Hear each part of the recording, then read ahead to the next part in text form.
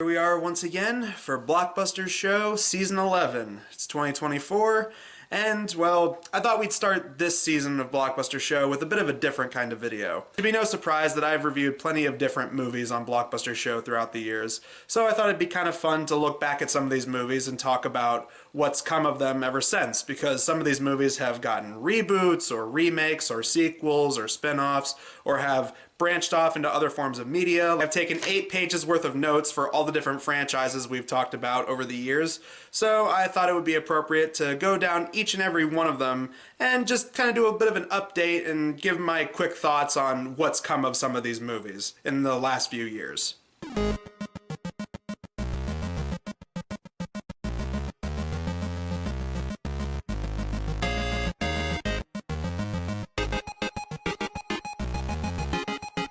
Now, I've broken these up into 4 different categories. The first one is straightforward follow-ups. So that means just kind of standalone sequels or remakes, just one of them per franchise. Category 2 is franchise, most of which are going to be just talking about the various sequels that have come from each of the movies. So it means that there's more than one sequel, and we're going to talk a little bit about each and every one of them. I'm going to call Category 3 Purgatory because it's movies that have been either announced or have been put on hiatus or have been canceled. And the last category is spin-off media, so movies that have kind of branched out. Besides just being movies, they also have TV shows or video games, comics. The first category is going to be the standalone follow-ups. First of these standalones is Birdemic 3. Because of course there's a Birdemic 3. Back when Blockbuster Show was primarily a sketch comedy show when we were doing different videos parodying specific movies, we did a parody video of Birdemic and we called it Bugdemic, shockingly terrible. And then when we started moving over to doing movie reviews, me and my friend Mike, we did a review of Birdemic 2, The Resurrection. Looking back on Birdemic 2, it felt like it was both completely unaware of how bad it was in its own right, while also trying to poke fun at specific moments from the first movie. And the end result was, it was mildly amusing, but otherwise, it's pretty bad. I mean, the first Birdemic is laughably bad because nobody really knew what the hell they were doing. The second one, you could tell that they're trying to do the whole wink, wink, nudge, nudge, oh look, we're doing the same thing from the first one again. But it's not as funny the second time around when they're in on the joke. Kind of like when Tommy Wiseau tried doing comedies after he did The Room.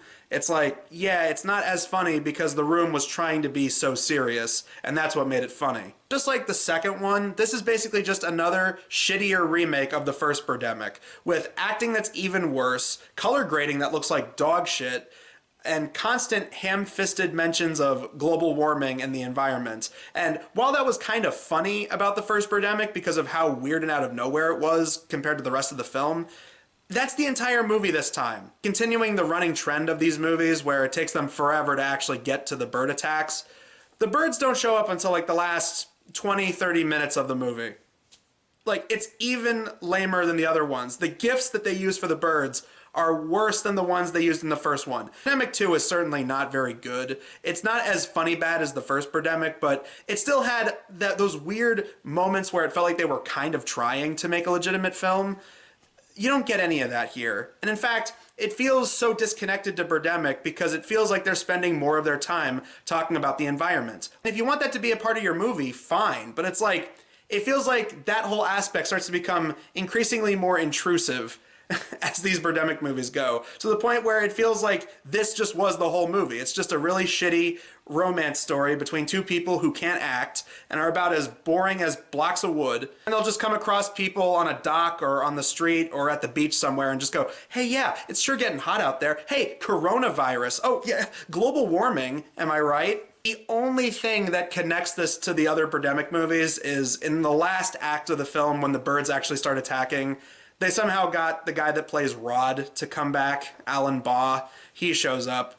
But if they do make another Birdemic, I highly doubt he's coming back because, as far as I can tell, the guy that directs these movies, James Nguyen, he apparently burns bridges like crazy. Like, that's why you don't see, what's her name? Whitney Moore, the blonde woman from the first 2, Natalie. Yeah, they had a huge falling out, and they pretty much had to beg her to come back for the second one, but she doesn't even show up in this one. And you know what? That was probably for the best. Because even with the appearance of Alan Baugh, like, oh yeah, look, it's Rod, it's that guy from the other ones, it's still not enough. Birdemic 3 is easily the worst of the Birdemic films, bar none. They're also apparently talking about making a Birdemic musical, I guess. I'd love to see if that actually goes through, because it feels like we're at this point where Birdemic as a So Bad It's Good movie is kind of irrelevant. I mean, yeah, we still look back on the first Birdemic and The Room and Amazing Bulk and stuff like that. We can still laugh at movies like that. But it feels like we're actively trying to make the next So Bad It's Good movie. And with streaming services picking up a lot of low-budget schlock, it feels like there's a race to try and make the next one of those. Just the fact that we're getting anything related to Birdemic, it just feels like, yeah, that's kind of come and gone. Like, that Birdemic, that's so 2010. After Birdemic 3, we got The Skateboard Kid 2.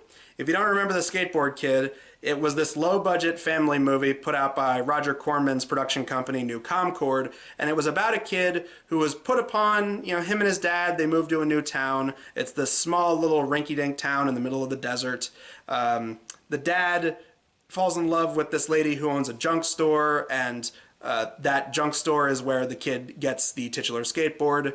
And, well, they say that the skateboard was owned by a magician, and then they have it get struck by lightning. And before that happens, they had it that the kid was putting this, like, mechanical face onto it. And lo and behold, any of these reasons you can just take or leave, because that is apparently what causes the skateboard to come to life and become voiced by Dom DeLuise. I've talked about this plenty of times before, but it's one of those family movies where the main selling points of it, kid and magical talking skateboard best friend, it feels like it takes a backseat to a bunch of other key plot points. Like, for example, you not only have the love story between the lady that runs the junk shop and his single dad, but you also have it that her daughter, who befriends the main kid, has some kind of rare disease and they're trying to find a cure for it. And on top of that, the lady that runs the junk store is about to marry some slimeball who just wants to marry them because her family is loaded and there's some kind of insane amount of money that they have and he's just trying to get the money from them. It feels like all of this should be secondary or should be more important as the movie goes on in the third act, but really, there's so little of the magical talking skateboard, it makes you wonder, why is it even called The Skateboard Kid? I guess a couple of years after they did the first Skateboard Kid, they made a follow-up, and this one is pretty bare bones, and actually, it makes me wish that this was the actual first Skateboard Kid movie, instead of the cheap sequel they made many years later. You'd expect from a Roger Corman production, they don't follow the same characters, they probably couldn't get the same minor celebrities that were in the first one. Basically, it's about a different kid that moves to a different town, and he wants to become a skateboarder, and he wants to compete with these bully kids who are also skateboarders, but he's not very good at it, so then he starts training with this old guy, kind of a Mr. Miyagi type, and he teaches him how to become the coolest skateboarder around. And honestly, there's nothing to do with magical skateboard or anything like that. I mean, yeah, there's a couple elements where they try to emulate the first one, like they have the scene where the kid goes flying through the air on a skateboard. It's funny to think that these movies were made by New Concord, because New Concord would go on to make Flying Ryan, which I also reviewed, and it's pretty much the same kind of movie. It's weird. It feels like every single New Concord movie, like a lot of other Roger Corman productions, it feels like he's just trying to make the same movie again. Like, a lot of them have the same kind of weird, out-of-date dialogue, and it feels like it was made by someone from a different era. It doesn't feel like something that kids in the 90s or the 2000s would be watching. But yeah, honestly, while it's nothing great at all, and it's not as memorable as the first Skateboard Kid, this one is a little bit more serviceable as a low-budget, straight-to-video family movie about skateboarding, because it was the 90s and it was all about being radical and skateboard tricks, yo! Next up is one I'm actually questioning if it's even real.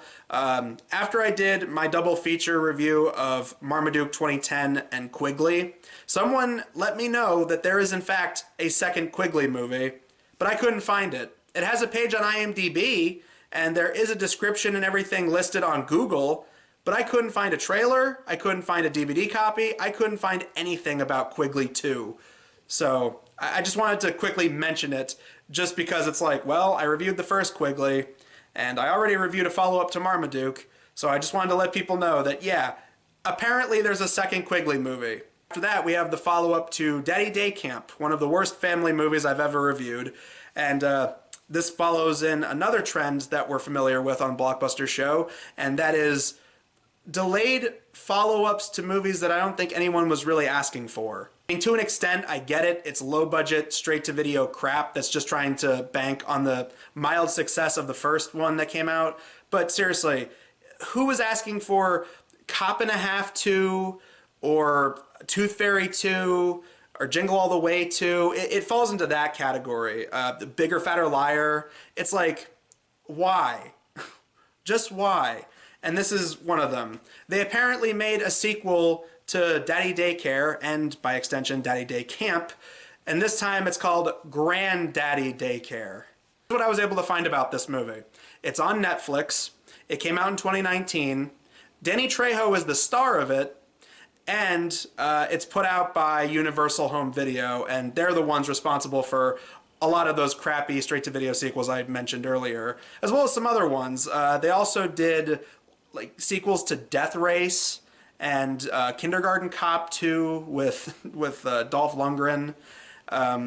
They did that Monsters movie by Rob Zombie that went to Netflix. I think the best stuff they probably have is some of the Chucky sequels, like Curse of Chucky and Cult of Chucky. That's about it. I just wanted to mention it more as just, I can't believe this exists. Was there anyone asking for a follow-up to Daddy Daycare? Especially after the failure that was Daddy Day Camp. And considering how terrible Daddy Day Camp is, I'm willing to bet it's probably better, but still, it's one of those things where it's like, who was asking for this? They only made this because, oh hey, the first one is mildly popular, and well, we still have the rights to it, so why not? There are some actors that need work. Let's make it. There's also not a whole lot to mention with the next one in this category, which is the Haunted Mansion remake that came out last year. I heard incredibly mixed things about it. I didn't see it. I was mildly curious to check it out, but I just never got around to seeing it. So, for all I know, it's probably better than the 2003 Eddie Murphy one. I mean, that one wasn't that great either, but I heard it was alright. Although, I did notice one thing. It had a budget of $150 million, and the box office was $117.5 million. So yeah, as far as I can tell, this didn't really have a stellar box office performance. When you get to a remake, sequel, whatever it's supposed to be, after I reviewed Crazy Fat Ethel 2, because I was able to find it on YouTube and I saw that my good friends over at Worst Movies On reviewed it, I decided to check it out for myself, and it was really bad. But apparently, there was actually a 2016 film called Crazy Fat Ethel, and it basically serves as a remake of the first one. So, not much to say about it other than, yeah, they decided to remake an old 70s gore film. Just going off of the trailer, it's one of those things where it's like, yeah, we're trying to make a gory throwback to 70s horror and exploitation, but with a modern spin to it. And lastly, for this category, there are two sequels. One of them is coming up, but they have a poster for it and everything, and I'm assuming a trailer is probably not too far behind. And the other one I already kind of mentioned in a previous review. That one in particular is Turks in Space, which is the sequel they made many years after the fact, trying to bank on the newly found popularity for Turkish Star Wars. And even though you do get a cameo from the guy from the first Turkish Star Wars, it feels like it's not even in the same ballpark. They clearly just tried to make it as a way to bank on the newfound popularity that it was getting on the internet as a so bad it's good classic. This one is clearly trying to be more of a comedy. They're trying to do that wink wink nudge nudge. Oh, see, it's a sequel to a bad movie. Oh, we're bad on purpose. It's the same thing as Birdemic 2, where it's like, yeah, you're trying to poke fun at the first movie, and while some of it works, for the most part, it doesn't have the same kind of heart. The other movie to round out this category is, yeah, they're making another Winnie the Pooh Blood and Honey. They have a poster for it and everything. I thought they were going to try and work it into that Bambi horror film, but I guess not. I guess they're trying to plant the seeds of a cinematic universe here. They're trying to hold off on doing their full-length crossovers. I mean, shit, we already have not one but two Steamboat Willie horror films coming up. Fucking damn it. On to our next category, which is franchises. So we're going to be going down the multiple sequels that came out after several of these movies that I already reviewed. First up is the very first movie we ever reviewed for Blockbusters Show. It was me and my friend Mike, and we talked about Norm of the North. Despite the fact that Norm of the North was considered one of the worst animated movies of 2016, apparently the studio that put it out just wanted to stay in business, so they started just making crappy straight-to-video sequel after crappy straight-to-video sequel. This is not an uncommon practice, of course. A lot of low-budget animated movies that somehow worked their way into theaters before often end up doing this. There's another one, I'm not sure what the hell it's called, I haven't paid attention to it at all. I think it had a bunch of wolves in it or something, but that was the same way. First one went to theaters in like 2010, and then they just started putting out a bunch of sequels that went straight to video, and they started cranking out like 2 sequels a year, and that's what I was able to find on Wikipedia. Prior to the official theatrical release of the film, 2 45-minute direct-to-video sequels were announced, titled Norm of the North Back to the City and Norm of the North The Arctic All-Stars. The resulting film, Norm of the North Keys to the Kingdom, was given a limited theatrical release in January 11th, 2019, with a home release in February that same year. In 2019, 2 more sequels were announced, Norm of the North King-Sized Adventure and Norm of the North Family Vacation. King-Sized Adventure was released on DVD and Blu-ray in June of 2019, and Family Vacation was released DVD, digital, and on-demand in 2020. And the only other interesting bit of note is that I guess they were able to get the same voice actress for the little girl character to come back, but Norm himself is played by someone else. They couldn't even get Rob Schneider to come back. The same guy that put out Real Rob and is now working with Daily Wire for that stupid-looking Bluey ripoff cartoon, even he was too good for it. The fucking "you can do it" and the "making copies" guy didn't come back for Norm of the North sequels. We get to Home Alone, which I reviewed in I think 2017 or 2018. But I haven't actually reviewed the Home Alone sequels, and so I'm going to try and talk a little bit about them for this video. Home Alone 2, it's probably the best of the Home Alone sequels, just because it at least feels like it was made by the same people, which it was. It was written and produced by the same people, same director, same cast. It was certainly better than what was to come, because I guess the original plan was they wanted to film Home Alone 2 and 3 back to back, because Macaulay Culkin was aging, so that was their plan, but they didn't go through with that. So the plans for a third Home Alone just kind of sat on the shelf, and then 1997 they decided, okay, well, we'll just make a third Home Alone movie, but not make it about the McAllisters. We're going to make it about a different family. That one was even more unrealistic because, okay, first movie, 2 bumbling burglars that are going around the neighborhood stealing people's stuff.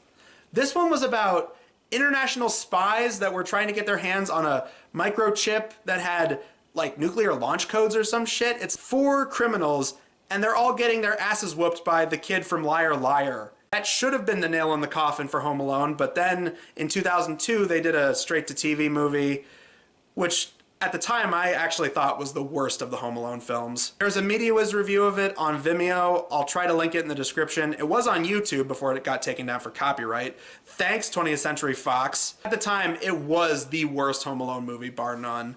But there is one thing I want to mention that isn't brought up in that MediaWiz review. So they apparently intended this to be an hour-long pilot for a Home Alone TV show for ABC or CBS or something. And it's like, all right, this one was even worse than Home Alone 3. What makes you think people want to see more of this?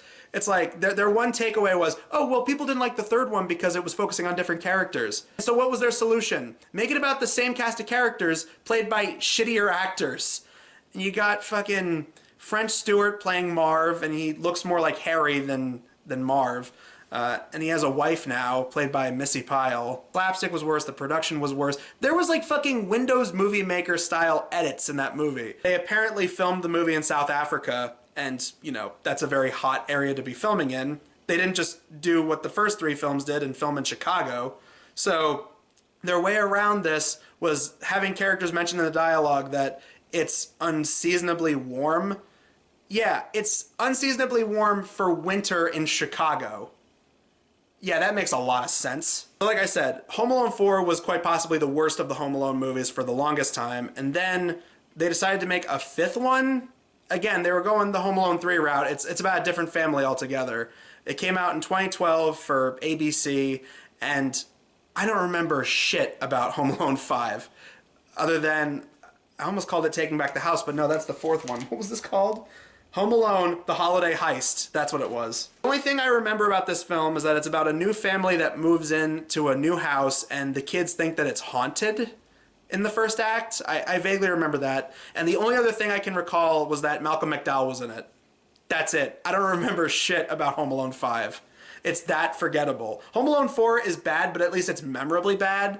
I can still remember a lot of shit about how much I hated Home Alone 4. I can't remember shit about Home Alone 5. It's just forgettable. But while we're on the subject, then you jump to 2021 and you have quite possibly the new worst Home Alone movie with Home Sweet Home Alone for Disney+. This is one of those reboots where they try to be self-aware. There's several jokes where it's like, oh man, yeah, why do they do shitty reboots? You know, it's nowhere near as good as the original.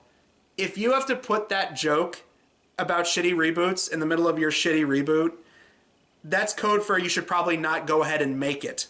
Because this movie is so much worse than any of the other Home Alones, even more so than Home Alone 4. Home Alone 4 is bad TV movie bad. This at least had a budget, because you have some recognizable faces in there. First of all, whenever people complain that Home Alone couldn't be made nowadays because of all the technology that we give kids at such a young age, you know, we're practically giving 3-year-olds iPads and iPhones. Well, this movie has the lamest excuse for why the family can't connect. Because at one point the kid tries to do like a video call or whatever with his family, because in this one the family goes to Tokyo instead of France or Florida. So yeah, the kid tries calling them, but the technology in the house is voice activated, so that's why he can't call them. There's also this stupid running gag all throughout the movie where you have these like cutaway gags. It feels less like Home Alone and more like they're trying to rip off Christmas Story. But the kid keeps imagining that if people like the police were to find out that his parents left him home alone, they would be, you know, like carted away and sent to prison. And there's a bunch of dumb gags like this all throughout the movie, and it's like, this is so fucking stupid. It's also one of those nostalgia bait reboots where they try desperately to remind you of the original movies. So you got random celebrity cameos, and the best they could do was you got the same actor who played Buzz in the first 2 to show up as a police officer. There's a moment where he's talking to someone and he mentions that he had a brother named Kevin who did this kind of stuff when they were young. The main character is so unlikable, and it's weird because you have a charismatic kid actor. I don't remember his name, but he was the best friend in Jojo Rabbit, and he was really good in that one. You look at Kevin McAllister and the other ones. Kevin, you know, he was a good kid at the end of the day. It's just that he was sick of being mistreated by his family because you had a large family and they were rowdy as hell, and he was the one that was unfortunately getting most of the brunt when he probably didn't deserve it. This kid is entitled, he's spoiled. It's like, he's the kind of kid where it's like, you know what, that kid needs an Uncle Frank to straighten his shit out. The villains are more likable than he is because they're not really villains. The villains in this movie are a neighboring family who are putting their house up for sale so that way they can have enough money so that they can have a Christmas with their kids. And they establish very early on that they have a doll that was given by the husband and father of the family's mother. And at one point they mentioned that the doll is probably worth a lot of money, so they should probably try and sell it. But the doll goes missing, and they think that the main kid, was it Max? Yeah, Max took the doll, or at least that's what they think. So they're trying to get the doll back from the kid. And at that point, I called it very early on. I'm like, it's going to be that the kid doesn't have it. And what a shock. It turns out he doesn't have the doll. And then later it turns out, oh, the doll was taken by like one of the family's nephews that was coming over to visit them for Christmas, because they also show, you know, that family has extended family that come over and their lives are perfect and they have tons of money to blow, but they're not willing to give them anything because they don't want to tell them. They're trying too hard to be like, oh, modern technology, like we got smart houses now, we got technology where you can practically have iPads coming out of the walls. And the worst example of this, there's a part where the guy puts on a headset and he's like, oh man, where am I? I don't know where I am. And it's the worst of the Home Alone movies, bar none. Even worse than the fourth one. Also, real quick, before we move on, when I was looking up stuff for Home Alone, I found out that apparently Ryan Reynolds wanted to do an R-rated spin on Home Alone called Stoned Alone. Apparently it's in development hell as of late, but I'm actually kind of curious to see what they would do with that. R-rated Home Alone. Apparently they decided to go with Home Sweet Home Alone instead. But I'm just saying, if they want to put out an R-rated Home Alone fronted by Ryan Reynolds, it'll still probably be better than Home Sweet Home Alone anyway. Next up, we got Troll, the 1980s horror film that obviously spawned one of the best worst movies ever, Troll 2. I also wrote down that there's a documentary that focuses on Troll 2 called Best Worst Movie, and it's a very well-made documentary. There is a sense of them poking fun at some of the eccentricity of the people that made it, specifically some of the actors who feel like they have complexes now. They're like, you know, I was in a motion picture. I was in a movie that's on par with Casablanca. And the director, who seems thoroughly convinced that he didn't make one of the worst movies ever. But other than that, it actually does have a sense of heart to it. It feels like it captures why people like Troll 2, and it also kind of shows the kind of cynical side of it as well, that people like it, but they like it ironically. And you're following the guy that played the dad in the movie, who went on to just be a dentist. But, you know, he has a lot of charisma, and you can see why he wanted to be a movie star, but, you know, now he's doing horror conventions with other guys who are in schlocky horror films like he was. After Troll 2 came out, and let's be honest, Troll 2 isn't even a sequel to the original Troll. It's just a movie about goblins that they decided to retitle Troll 2 and bring it over here to the States. But then you get two movies in 1990 from the same producer in the same year that are called Troll 3 that have nothing to do with Troll 1 or Troll 2. The first movie is called Troll 3. I don't even know why. The real title for it is The Crawlers, amongst a myriad of other alternate titles. But it's about a forest that has evil plants that are attacking because of a toxic waste spill. It feels like it's supposed to be leaning into the nature attacks films, where it's like, oh, man is so shitty to nature, so now nature is attacking back. Why is it toxic waste makes the vines come to life? It feels more like it should be kind of like Evil Dead, where it's like some kind of otherworldly force, like spirits or demons are possessing the plants. But toxic waste, that, I don't know, that's just weird. Even for 1990 standards, that's weird. Another movie that's called Troll 3 is, what was the title of it again? Quest for the Mighty Sword. Now, the reason that I can see why people call this Troll 3 is because they actually reuse some of the goblin costumes. Otherwise, it's just a garden variety fantasy movie from the 90s. That's about it. You know, up there with like Deathstalker and, you know, all the other like kind of knockoff Conan the Barbarian movies. It feels like more in that league. But here's the funny thing. It turns out 2019 there was actually another Troll movie. It's unofficially called Troll 4, but the actual title for it is Under Control, and it's a low-budget horror movie about a town that has a troll come back to it after so many years of being held in a statue. And it possesses this one woman, and then it possesses a bunch of other people. Aside from the trailer looking like it's so bad it's good on purpose, the thing that kind of sold me was the fact they actually got the guy that plays the dad to come back from Troll 2. They actually got him to show up again, and it feels like it's, in a weird way, a legitimate follow-up.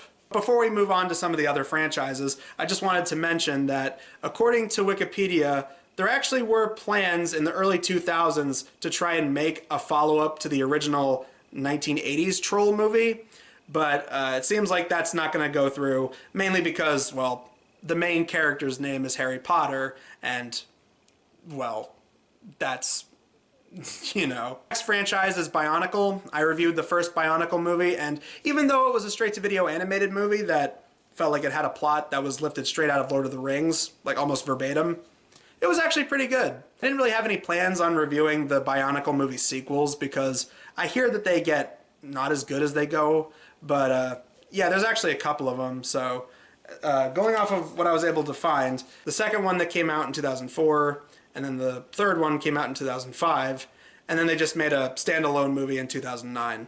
And I know there's also a Bionicles TV show or a Netflix show or something like that. Like I said, I didn't really have any plans on reviewing any of the other ones aside from the first one because I just happened to rewatch it on YouTube. But yeah, there's apparently several Bionicle movies out there. Same thing goes for Garfield. I reviewed Garfield, A Tale of Two Kitties. It was somehow worse than the first Garfield movie. And I know that after that there was a show on Cartoon Network and there was a couple of animated movies that went straight to video. But I did want to highlight this. I have seen the trailer for the upcoming Garfield movie that has Chris Pratt in it. It looks pretty bad. The biggest takeaway from that trailer is the fact that Chris Pratt is not fucking trying. It's Chris Pratt being Chris Pratt again. I mean, Bill Murray, I can at least see why they would want him to be Garfield because, well, first of all, you know, Lorenzo Music played Garfield in the original animated Garfield specials, and he also played Peter Venkman in the Ghostbusters cartoon, so I can at least see why they'd want Bill Murray. And also, Bill Murray has that kind of dry, sarcastic sense of humor, so maybe in theory he could have been a good Garfield. But Chris Pratt, damn it, man, why do you keep hiring Chris Pratt to be in animated movies? The only time it worked legitimately was the Lego movie because, you know, Chris Pratt is just playing normal everyday guy like he always does. So that would at least make sense that he's playing a boring, middle-of-the-road guy who ends up proving that he can save the day. That makes sense. Why would you make him Garfield? Next up is Spy Kids, because I reviewed Spy Kids 3D, and, well, there was obviously Spy Kids 4D, All the Time in the World, in 2011, and that looked fucking terrible. But what I didn't know was, apparently last year there was actually another Spy Kids film. It was called Spy Kids Armageddon. I saw the trailer for it. It honestly looks bad. But, I mean, Robert Rodriguez's movies are now going straight to Netflix. Like, there was also that movie, it wasn't a sequel, but it was within continuity of, what is it? Shark Boy and Lava Girl. It was called, like, We Can Be Heroes, or Let's Be Heroes, or something like that. They were able to get the same actress for Lava Girl to come back, but they didn't want to get Taylor Lautner because they didn't want to have him show up and not say anything. Yeah, I'm just more surprised that there's another Spy Kids movie. I mean, I know he keeps making them for his kids, and, you know, that's all well and good, but in my opinion, it's kind of the same thing with, like, Lady in the Water or Last Airbender. Yeah, you made these for your kids, but, I mean, that doesn't mean that the movie-going public has to watch them, too. A similar note, I gotta bring up the Baby Geniuses movies. There's like 3 of them. I think it was like, one of them they go to Europe, one of them they go to Egypt, and then one of them they go to space. It's like, it's all just straight to video trash. I don't think anyone really would have minded if they didn't make follow-ups to Super Babies or Baby Geniuses, but there you go. They made them. 3 Baby Genius sequels, straight to video. All that I know that's interesting to me anyway is, 1, they got Jon Voight to come back because that's all he can really get now. And apparently the blonde girl from the second Baby Geniuses in Super Babies, she was in some of these. So, yeah, continuity for Baby Geniuses. And this section with Night at the Museum. Because, well, when I reviewed Night at the Museum 2, I knew that there was a third movie for that came out in 2014. And even then it was like, whoa, really? There's a third Night at the Museum movie? I didn't know that. But apparently there's another one. It came out in 2022. It didn't have Ben Stiller, but it did have the kid who was supposed to be his son. And they got that kid actor to come back now, all grown up. And he's carrying the reins of the Night at the Museum franchise. I also read that there are plans for maybe eventually doing a remake or a sequel, having Ben Stiller in it again. Alright. I guess the franchise has a fan following, but it's like, another Night at the Museum? Another Spy Kids? Okay, I completely didn't know. I'm so out of the loop with this stuff. Third category is what I like to call purgatory. It's movies that were either announced recently but aren't going anywhere anytime soon because of the current state of Hollywood with the strikes, or movies that were announced or were canned a long time ago. I just wanted to cover some of these because I find them kind of fascinating, the fact that they were announced at all, or the fact that they got canceled for a variety of different reasons. First up, we have a movie that me and my friend Mike still laugh at to this day. Go Animate the Movie. There is currently a website for it. They had a teaser trailer for it back in, I don't know, 2012, 2013 maybe. But yeah, there were plans to make a second Go Animate movie. Now, if you don't remember the first Go Animate, I highly recommend watching the movie for yourself. It's on YouTube, or watching people's reviews of it, because we reviewed it. I know Worst Movies On, they did a review of it. This movie is just so insane that it works its way back around to being entertaining, just based on how batshit insane it is. Yeah, they apparently wanted to make a Go Animate movie 2. I have it written down. What were the alternate titles? There was a Go Animate the Movie 2, Eric Out of the City, formerly known as Mr. Keebler's Revenge, or simply referred to as Go Animate 2 or Go Animate the Movie 2. How can you go wrong with that? Apparently the main reason this hasn't happened yet is because COVID. Like, they said that COVID was the big push that kept delaying it and delaying it. Animated movies, you could theoretically work on those at home. I mean, you could take your computer with you. And there are people who animate from the comfort of their own home and have careers on YouTube. That's all fine and good. But big budget films, yes, I could definitely see why those got delayed because of coronavirus. But I never expected one of those movies to be Go Animate the Movie. According to what I was able to find, they wanted to put it out in 2020, but then it got delayed, then 2021, then it got delayed, then 2022 and 2023, and apparently now some of the people that were working on it, I guess, had falling outs and a bunch of accusations and in discords somewhere, but apparently they're still working on it. They're trying to rework the script. All I can say to that is, if it's as entertaining as the first Go Animate movie was, then I'm all for seeing a second Go Animate movie. Next up is the incredibly optimistic potential for a Mac and Me sequel or a Mac and Me remake. Yeah, apparently people who were involved with the original Mac and Me are talking about doing a follow-up because Orion Pictures is coming back. You know, they died, but Orion Pictures is slowly coming back, and they've put out a couple of things. So I guess because of that, along with DVD sales for Mac and Me, they want to make another one. I feel like Mac and Me would kind of be like Turks in Space, in that it would be one of those movies that's just needlessly like, oh, this is a sequel to a well-known bad movie. See, it's funny, get it? That's what I'm worried about if they were to make a second Mac and Me. It would just be nonstop. Yeah, Mac and Me is one of the best, worst movies ever made. We're making a sequel to it. I mean, this is just them talking about it. Nothing has ever really come out.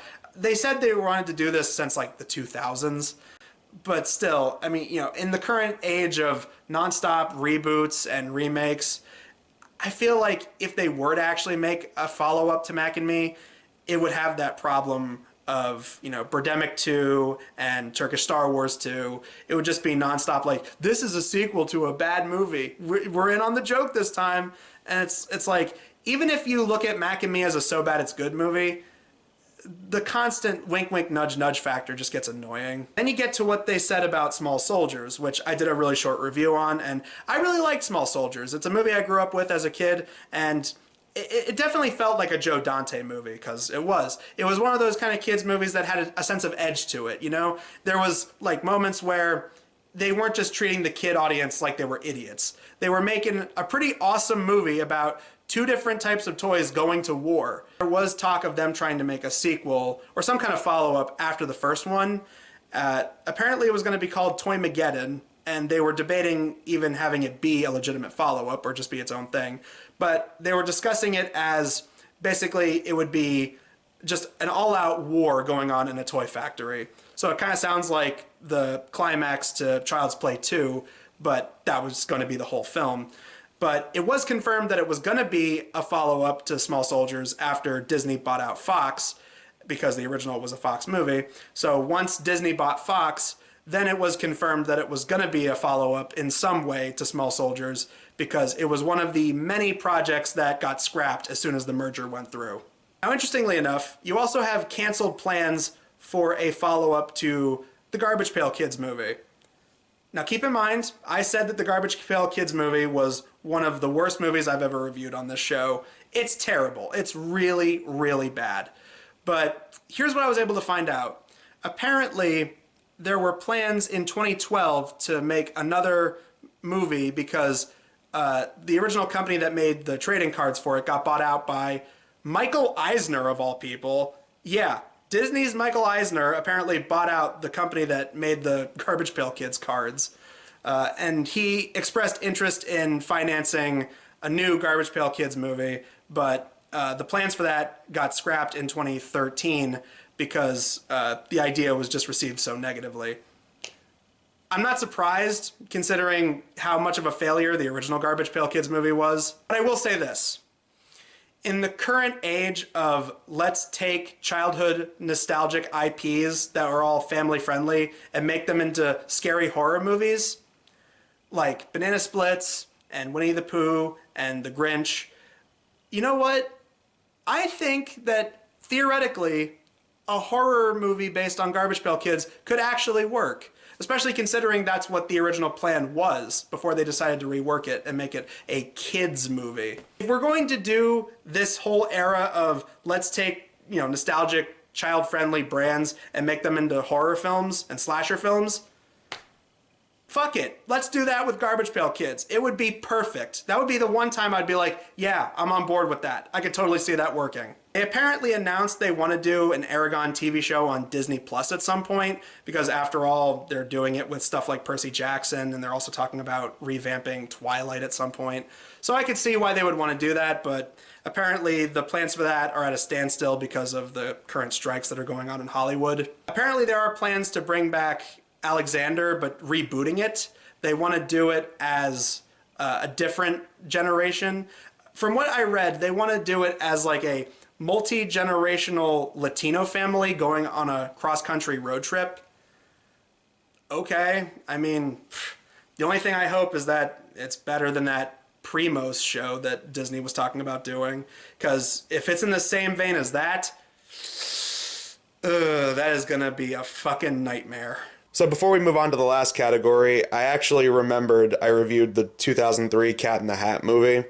So I decided to check if there was any kind of follow-up for that. And not only did I find out, they apparently planned on doing a sequel with Mike Myers and the same director and producer and everything, but they decided to scrap that because the film's overwhelmingly negative reception, and that obviously resulted in no more live-action Dr. Seuss movies at the request of Dr. Seuss's widow.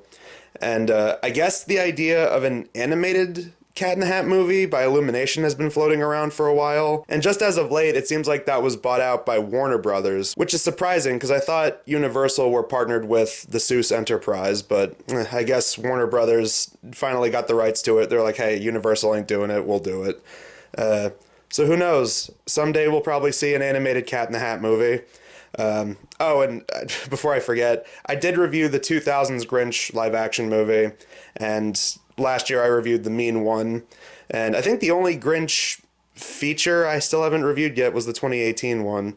I would talk a little bit about it here, but I do plan on reviewing that at some point. I don't know if I'll do it this year, but I'll see what I can do. I do eventually plan on making that a full video. But enough of that, on to the last category for the video.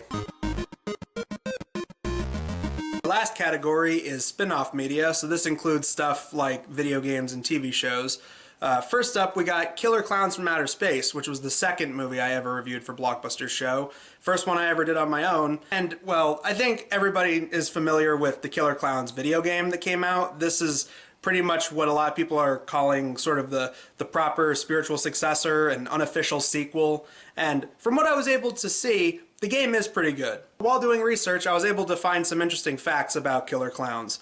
The original directing crew, the Chiodos brothers, the visual effects artists behind Large Marge and Pee-wee's Big Adventure, and the Critters, were the directors of Killer Clowns, and in 2012 they announced they wanted to do a requel, a reboot sequel, or as Red Letter Media likes to call it, a soft C-boot. They wanted to do that as a follow-up for Killer Clowns, and they wanted to call it The Return of the Killer Clowns from Outer Space in 3D.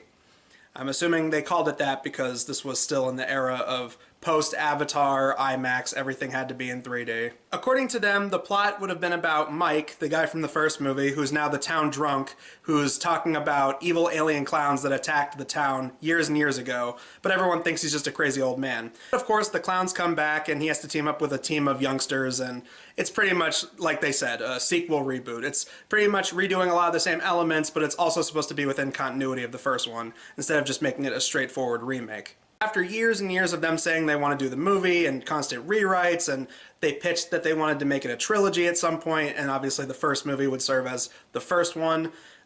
Eventually, it seems like Killer Clowns lives on a lot more as a brand, and that's totally fine because, yeah, I'm glad to see people are nostalgic for Killer Clowns. It's a fun movie.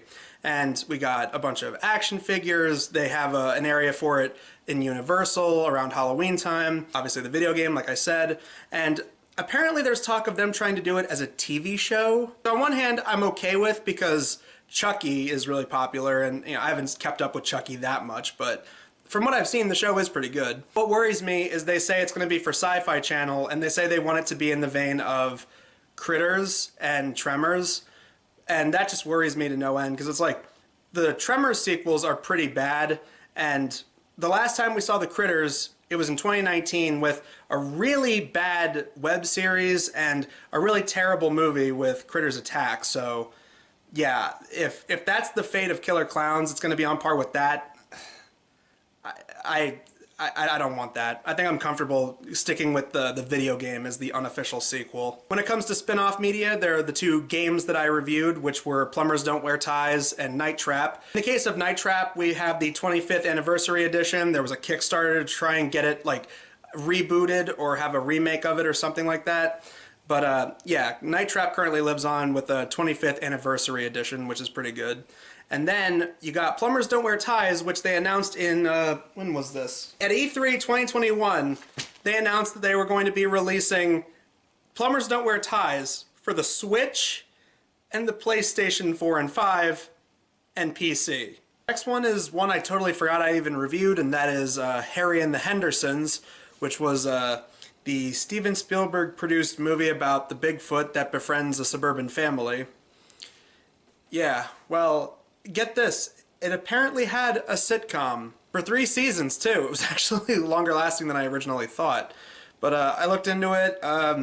You could find a couple of episodes on YouTube. I watched at least one of the episodes, and it was definitely a sitcom. First of all, the actors are totally different. Nobody comes back.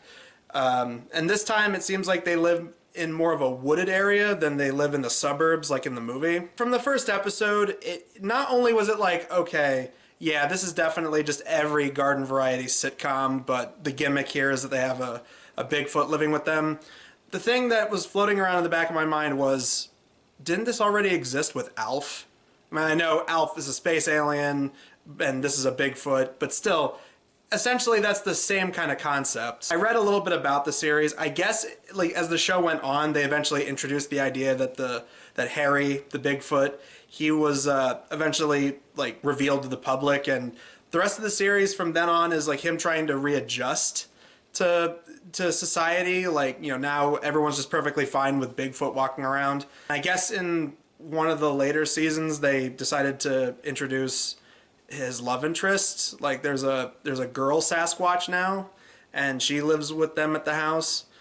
I mean, the one thing I will say is the effects for the Bigfoot, like the actual Bigfoot costume, the articulation in the face, and the actor in the suit and all that still looks good, and that was like the only thing that carried over from the original movie. But according to Wikipedia, I guess the concept for the movie originally started as a sitcom, and then, once the movie did pretty well, then they were like, oh, well, now we can make the series.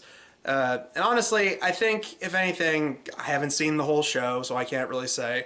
But from what I was able to watch of it, it just felt like, this probably should have just stayed a one-off movie. I don't know if this really needed to be turned into a sitcom. And speaking of which, the Santa Clauses. Did there really need to be a show based on the Santa Claus movies? I mean, I reviewed the third one, and I still maintain that the third is easily the worst one of those movies. I know we're living in an era where we're constantly trying to bring back things from the past, and the nostalgia is cool. That's the studios see nostalgia and are like, oh well, if it's old and people seem to be fond of it, then make it. There are people rioting in the streets saying there needs to be a Disney Plus show about the Tim Allen Santa Claus movies. Though weirdly enough, after that, we then get Avatar: The Last Airbender, and I obviously reviewed The Last Airbender movie by M. Night Shyamalan. I hated it, like a lot of other people did. And now jump forward to 2024, and they're talking about doing a live-action Netflix show based on Last Airbender. After seeing the trailer, I am cautiously optimistic about this one. I mean, even if it's not very good, if it's better than M. Night Shyamalan's movie, then that's already a step in the right direction. It's more in league with stuff like the One Piece live-action show on Netflix, which isn't great, but it's definitely one of the better live-action anime adaptations we've had in like a super long time. If it's more in the vein of that, then I think we'll be in good hands. Who knows? It could probably suck. We'll just have to wait and see, because as of now, all we have is a trailer, and I'm thinking, trailer, it looks okay. So we'll just have to wait and see until the show comes out. I don't even know why I looked this one up, but it's just because I reviewed the first Richie Rich and then Richie Rich's Christmas Wish, but I just wanted to throw in, there was a Richie Rich show on Netflix in 2015. I only saw the intro for it. Didn't really look like my thing. For all I know, maybe it is better than Richie Rich's Christmas Wish, but as someone who's kind of nostalgic for the Macaulay Culkin one, it's like, it wasn't a great movie or anything, but it was mildly entertaining. It was amusing at best. I don't know. I really need to sit down and actually watch an episode of that. So, I don't know. We have to put a pin in that one. Oh, and I also have Diary of a Wimpy Kid written down here because, yeah, Diary of a Wimpy Kid, that didn't get a TV show, but that did get a reboot series on Disney Plus. They're now animated, and as far as I can tell, they're trying to make it's kind of like the thing that we talked about earlier with Garfield. They're trying to make it less mean-spirited, and it feels like they're trying a little too hard to make it, too safe. I don't know. That, from what I've seen, that's what it looked like from the trailers. It's just like, yeah, it's not as obnoxious and douchey as the live-action ones, but it feels like it's the opposite problem. You're making it too bland and too safe to where there's like really nothing of substance. Then you get Nanny McPhee, and I reviewed Nanny McPhee Returns, and as someone who liked the first Nanny McPhee, the second one, while it wasn't horrible or anything, it definitely was a step down compared to the first one, especially with all the really terrible shit humor. Lots of references to feces and burps and stuff like that, and it's disgusting. According to this, they actually did plan on writing and making another Nanny McPhee movie, but they ultimately didn't go through with it because the second movie wasn't the box office draw they expected it to be. However, they took that script and they decided to rework it into a Nanny McPhee live Broadway show. So, if anything, Nanny McPhee gets to live on, even if it's not as a movie, it at least gets to continue in Broadway form. Now, let's close out this video with a very special return to a bit of an oddity. So, 2 years ago in 2022, I reviewed a movie called Prehistoric Bimbos in Armageddon City, which I mentioned in that review. It's apparently the second movie of an alleged trilogy. The first one was called Bimbos BC. I only was able to find a couple clips on YouTube, and from what I've seen, it looks about the same quality. It just looks like a bunch of teenagers making a movie with a camera and $15 and a ham sandwich, and it looks like they were filming it at their high school on summer break or something. But then I heard that there was a third one, and going off of IMDb, it was called Bimbos in Time.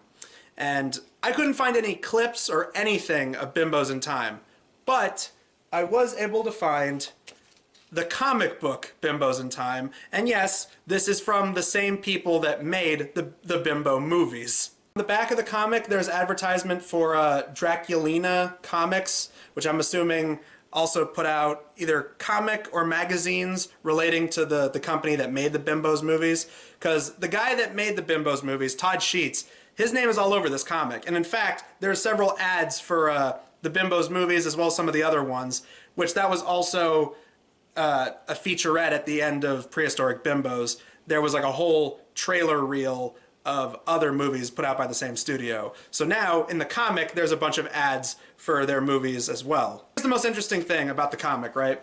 On the back, there's this image that says, you know, check out Bimbos in Time, the movie, because this is supposed to be a comic adaptation.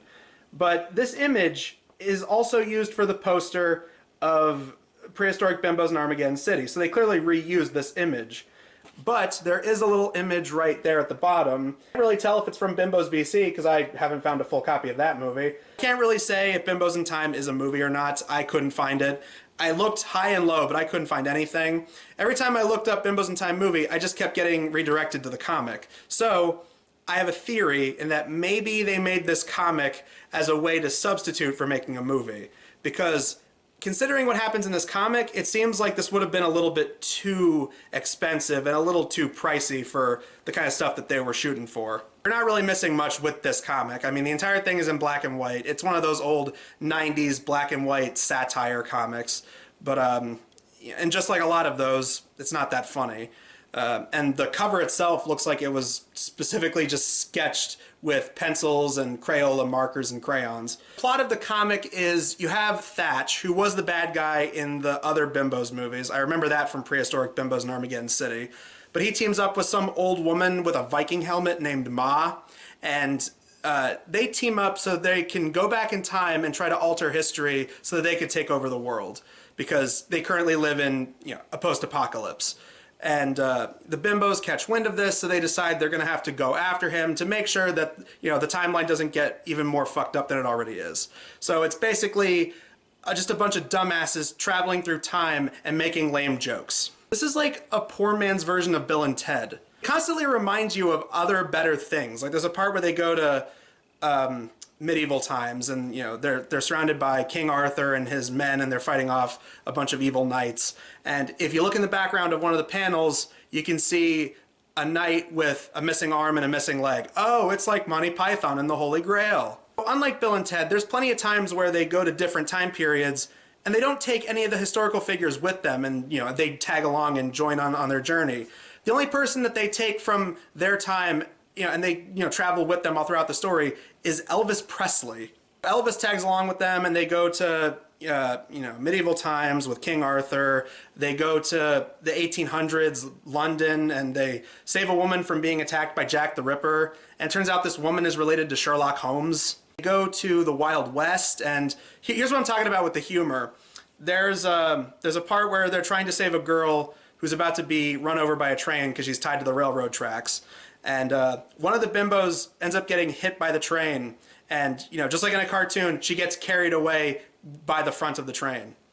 And that's what I'm talking about with maybe something like that would have been too expensive for them to do in a movie. So assuming the movie wasn't actually made, maybe they made this comic as a way to suffice. As like, we can't make a Bimbos in Time movie, but we can make this comic instead, so we can do more wacky, zany things with it. Other than that, it's just a bunch of lame attempts at wordplay. I mean, there's a part where they're having banter with the bad guys, and they confuse the word enemy with enema. And it's like, enema, it's like enemy, but messier. The fact that it's black and white, I mean, yes, that was a huge style back then, especially for humor and parody and satire comics. But there are several times where it's like there's no background at all for comics, where it's like, oh, you don't want to do a background, so you just like, you know, have like color gradient or something. Here, there are just several points where there's no background, and it's like, oh man, that's lazy. They save the day, they stop the bad guys, they go back to the future, and it seems everything is fixed, everything's better. Not like you can really tell. I mean, the shot of them, like, it looks like they're swimming in a pool, but it looks like there's like a storm drain next to them. It looks like they're rolling around in toxic waste. It's like, was the future saved? It's really hard to tell. You know, with colors, maybe you could portray this as like, it's better now. Like, you know, the skies are clear and sunny, and they're no longer dark, drab, cloudy skies anymore, like in the beginning when everything was in the post-apocalypse. The comic ends with them sending the bad guys to prehistoric times, and then a dinosaur either pisses or shits on them. So that's the final joke of your comic. Great. But anyway, that does it for this video for Blockbusters Show. This was a nice little walking down memory lane and looking back at all the movies and franchises that I've talked about before. And this will lead us into a new year with 2024. We're going to be talking about a ton of new movies, crappy creature features, terrible family movies, terrible comedies, bad action movies, dumb science fiction films, as well as some other stuff here and there, some more anime reviews, maybe some game reviews or written media reviews. Like I'm interested in maybe doing more comic stuff like that with Bimbos in Time. We got plenty of stuff to look forward to for this year of Blockbuster Show. But until then, guys, I'm Adam Sykes of the Blockbuster Show, and we will see you guys in the next video.